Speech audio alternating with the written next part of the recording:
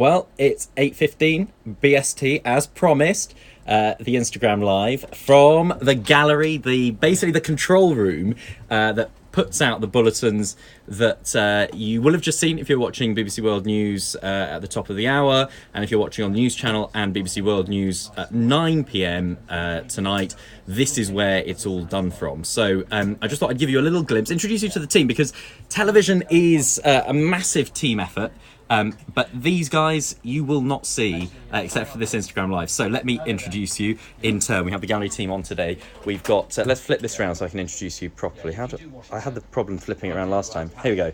Right, so here we go. We have Nathan here, who's on the sound desk. He'll talk us through that in a moment. Over here, we have Tony, who's in the director's chair. There you go, that's where he sits. Tony is the voice that I will have heard in my ear. Mira is here. Hi. On this, this is the comms desk. This is the comms desk where we set up all the outside sources. Okay. So we're going to come to Washington, which I'll put in this screen as well. And Oh, then I'll look be at able that. to speak to Washington via my headset. Brilliant. And We'll, via this. we'll come to that in a bit more detail. Okay. Just finally at the end, not finally actually, on the front row, got Ollie, who has come up from the studio with me. Ollie is floor manager. So he's looking after everything on the floor of the studio. I think you've met Ollie before. I think you've seen Ollie in previous really? Instagram live. Oh. I think so. And then on the back row, we have Mo, and Mo is looking after auto cue. Let me just come round and show you. Here we go. So Mo is basically controlling the prompter and basically slows it down, speeds it up. Just give a little demonstration. There we go. So that is probably one of the... There you go. So if we change the order of what's going on, in the bulletin, then Mo will basically react, jump to the right bit of the script. And also, if there are little changes that need to be made, he can do that from here. If there's a rogue full stop or a rogue comma or something, and if I suddenly speed up, that wheel, I think, can control it, can make the prompt go faster or slower, depending. Yeah. So basically, there's this machine A, machine B. This is a hand control. This is where I scroll up and down for the presenter to read. great. Machine B is backup in case machine A breaks down. There you go. So, nothing left to chance. Let's go and find out how everything works on the front You've got row. a question. Oh, we've got a question. Are you on the BBC World News or the normal news channel, Ben? So, Jonathan, thanks for the question. At 8 o'clock, the bulletin that we've just done, we were doing the bulletin for BBC World News. At the next hour, we basically join up. So World News Today goes out on a Saturday evening. It goes out on both BBC World News and the News Channel. So whether you're watching in the UK or elsewhere in the world, you will see the same bulletin. That's being done from here. So let's find out a little bit. Oh, Someone's asked you to say Hola Mexico. Hola Mexico. It's great. See, Ollie is doing a sterling job keeping across your comments. So we'll try and get through those as well. So let's start at. So Mira, tell us about the comms den. So this is the comms desk, and this is where we set up all our outside sources. So if we have... What's an outside source? An outside source is when we've got a correspondent or a contributor to the programme who's outside our building. So if we needed to speak to Washington, for example, it would be fed via satellite to us. I'd find out where it was going to come from, and there it says News Package 32, Washington Self-Op Studio.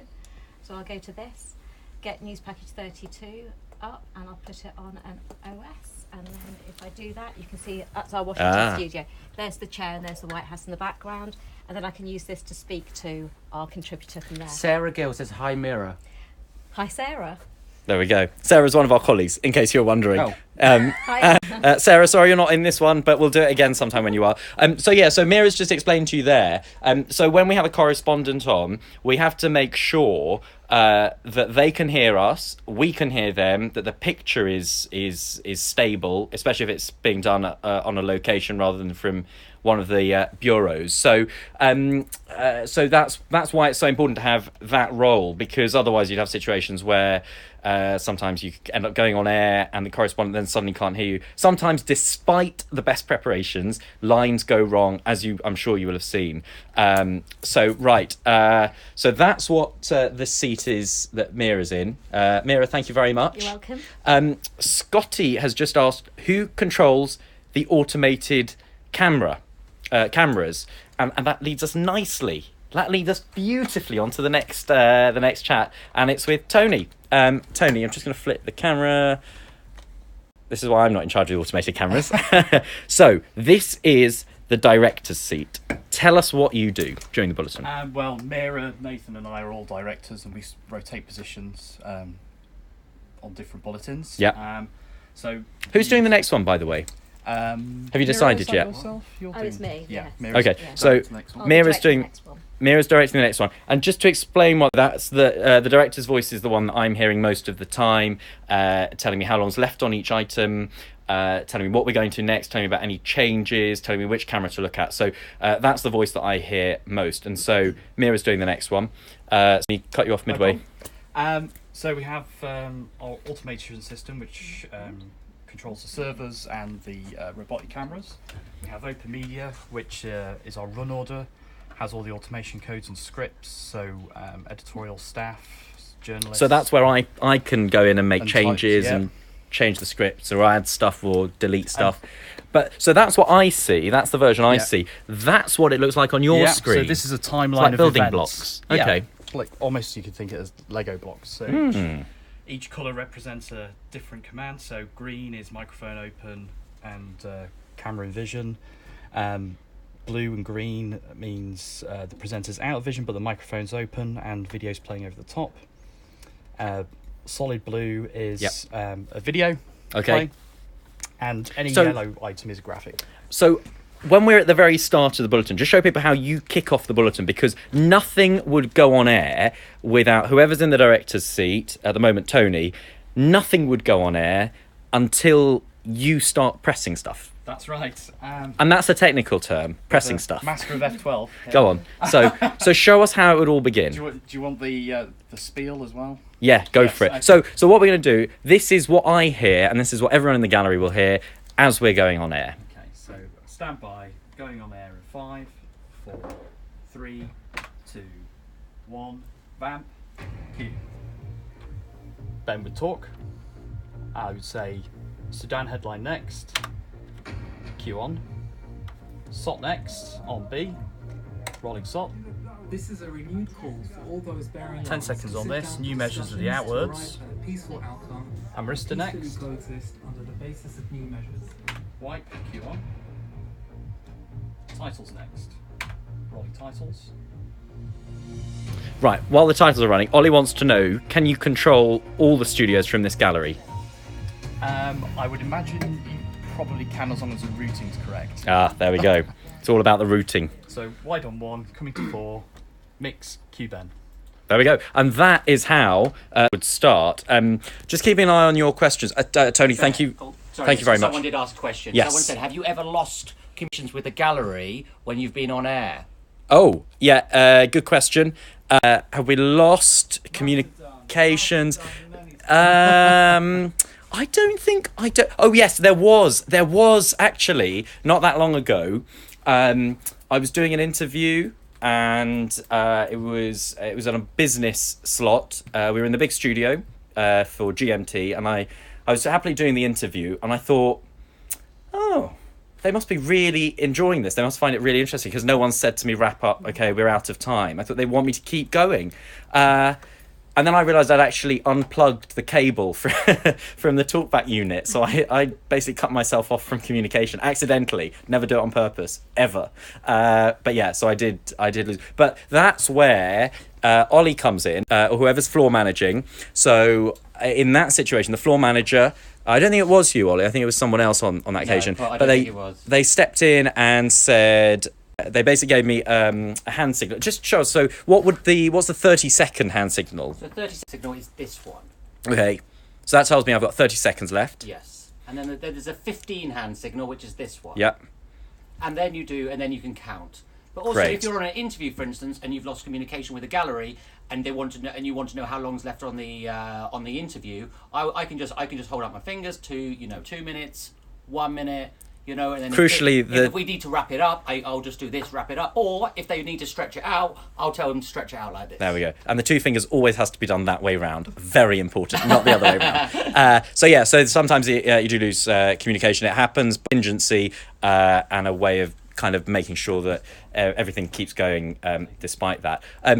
What do we have? Some other questions? Ollie, can you keep an eye on the question? I'm trying to keep an eye on this. Lewis asks, how does the team cope with the nightmare that is the overnight presenter tonight, which is him? So, you don't want to hear what they say, Lewis. Ollie asks, is the studio near the gallery? Is a studio? No, studio it doesn't have to be anywhere near the gallery. It's not. They're in different parts of the building. They can basically be as near or as far apart as you like. You can even have a situation where a gallery is in a different country from the studio. I think that's possible. Some places do that. Right, I'm very conscious that I haven't explained to you how the sound desk works, and Nathan is here to explain that. So this... I always think this is quite an impressive looking bit of the gallery. Well, the whole gallery is impressive, but just look at this. This you have your own kind of what do all these do? Sorry, this is Nathan, by the way. Hi. So Nathan. So. Oh, it's all lit up now. It's all yeah. This is the. Do you want me to press something? There you go. Yeah. So if Tony resets his titles. Whose voice was that? Was that Tony's? So yeah, this is where I hear the rest of the team from, so that I can turn them down when they're annoying. I'm trying to hear program Never, sound. surely. Do you want me to? So if Tony bashes through, have a focus. So that's your microphone, Ben. That's the music, and then as he goes from one headline to another, there are the sound effects, and that'll flick from one to the other. And you're not doing that. There's no pedals or anything. You're not doing pedals, that. No. So. Mossa, our automated system there, is running the sound faders for me. Within where it raises them to, I can then adjust how loud or how quiet your voice is compared to where that is. This is like our absolute level. So I'll then adjust the little pots to make your voice at the perfect level. So if I'm too quiet compared to the background music, you can turn me up? Yes. Or if I'm too loud, you can turn me down? Yes, because we need you to be between 5 and 6 on this meter here. Okay, so that's about spot on now, isn't it? Yes, but because the music's compressed slightly, that will feel a bit louder than you, so that we can afford to have that a little lower. By the way, just if you've seen that, just for anyone who's just joined, especially if any of my bosses are watching, that empty chair, I'm not meant to be there at the moment. We're just running through it. We're all fine. It's not meant to have anyone in there. So a lot of it's automated, Nathan, but you can override it if you think, from what you're hearing, it needs a slight adjustment. Yes. So not only can we adjust levels manually. We can also tell the faders we don't want them to raise at all just by touching them. They're heat sensitive, so they realise if our fingers are on them that we don't want them to go up for whatever reason. But then also we can EQ the sound. So if something's too bassy or too toppy, we can adjust. If we're on the right thing there. So we wouldn't often have to be that drastic with it, but because it's automated, we can then fiddle with things like EQ, whereas you can hear the difference. There we go.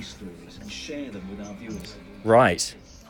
There we go. Nathan, thank you very much. You're very welcome.